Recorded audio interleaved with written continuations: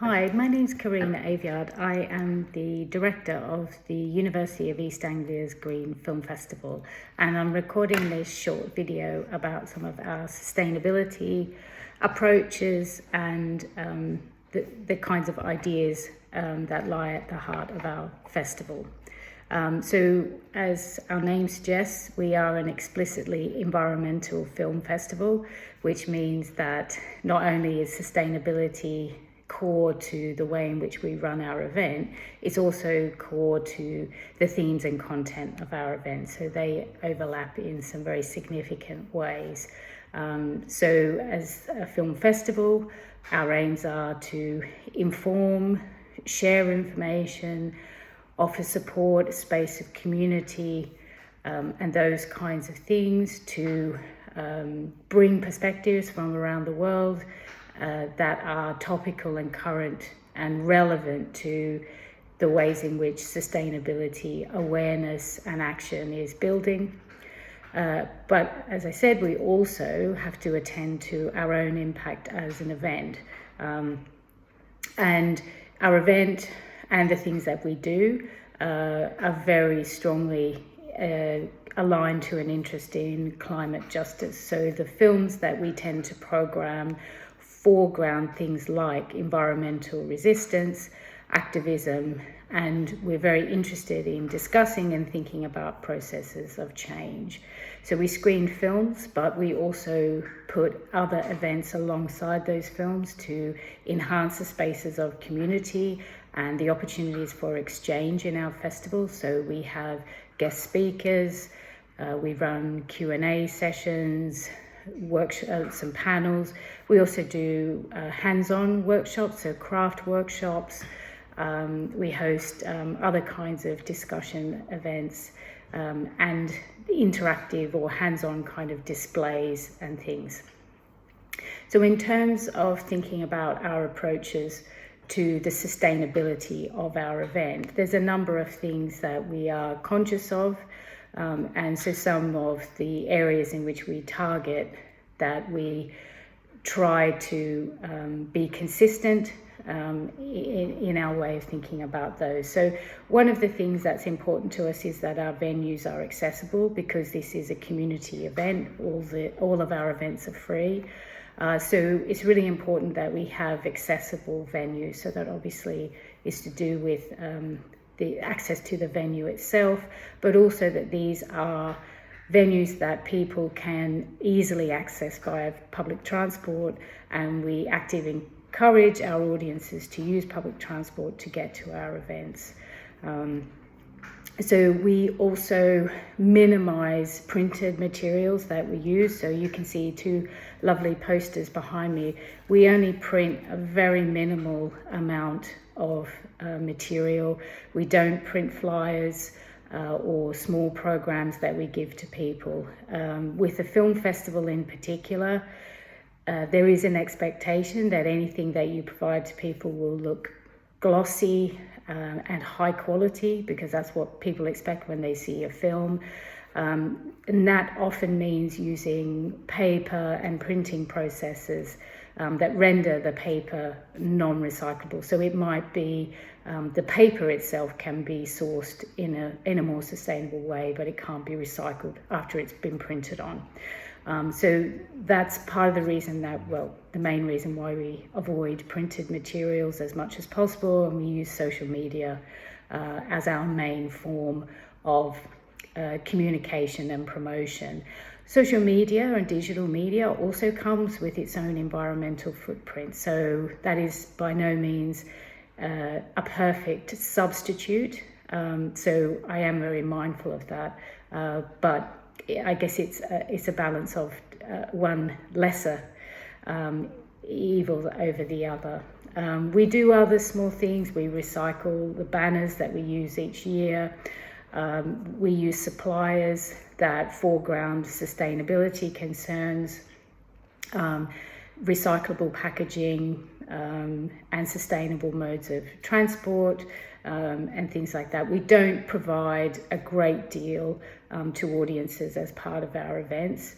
We do usually on our opening night have drinks and canapes.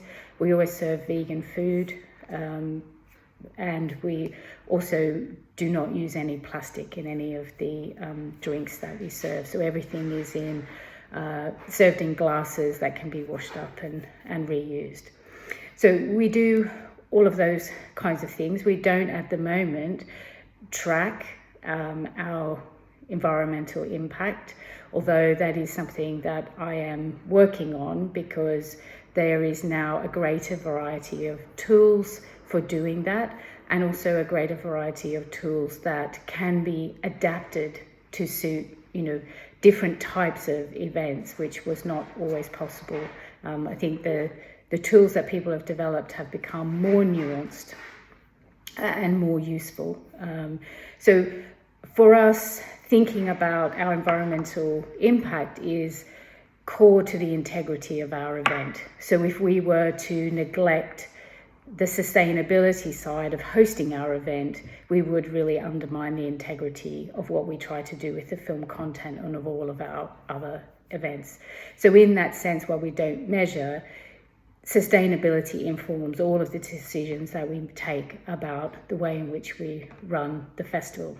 So the festival team is very small. I'm an associate professor in the film and media department at the University of East Anglia, and so this is part of my job is running this festival, which is a great privilege.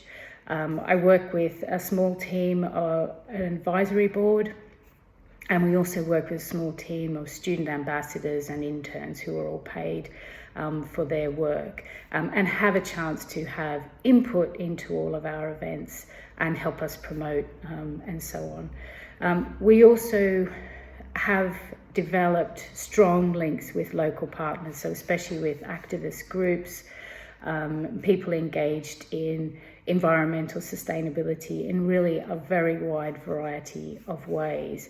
And those local partners are really important to the events that we put on and the connections that we make. So the things that they're talking about, we try to reflect, is certainly, if we can, in the film, but certainly in the way that we add content or add events around those films. When we're choosing films, we're always thinking about the key themes of the films. Sometimes we select the film based on wanting to cover a particular topic. Other times we find films and realize that it has great potential for us to open up a conversation about something we hadn't previously thought of. We spend time thinking about how people might react to the content that they see, because watching environmental films is not always easy and sometimes can be deeply emotionally affecting, which is one of the reasons why we have added events around all the screenings, so that people don't just come and watch a film, feel a set of emotions and then have to go away and deal with them on their own. So we design our companion events with that idea of providing support and space for conversation, and places for people to engage and feel that sense of community at our events.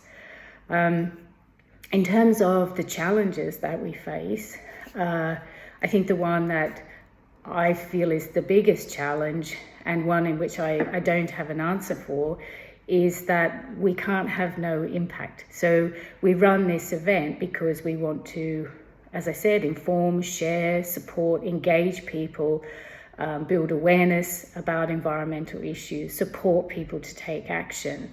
However, we run an event that has an environmental impact, and there isn't a way of running it without having some kind of impact. We can manage it and we can minimize it, but it can't be entirely neutral.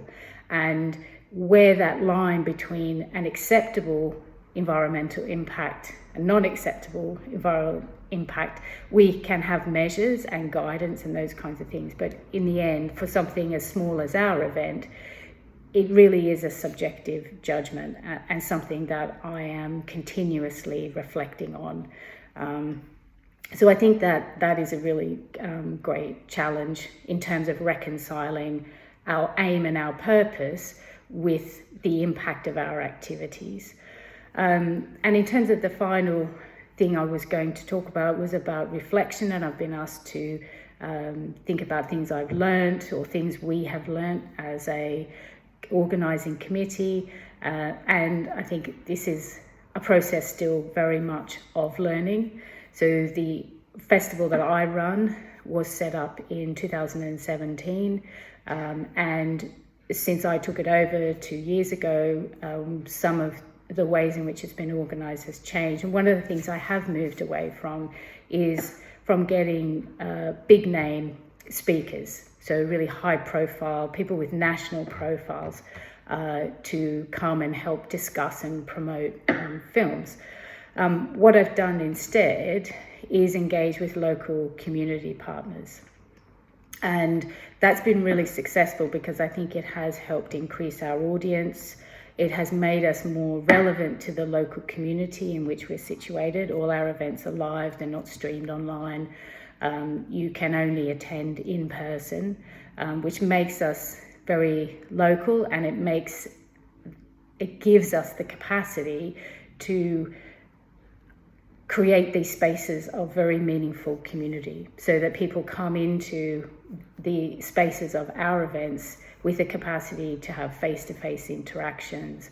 And I think that's really important. And we have far more local speakers, local activists who lead our events and come as our guests, which has the impact of cutting down, obviously, on travel, but really helps to serve the wider goals of our event, which is to engage with our local community and our region. So in a sense, this is, I guess, the overlap between, as what I said at the beginning, which is the sustainability goals we have as an event, but the sustainability and environmental concern that's at the heart of the content and the themes that we cover.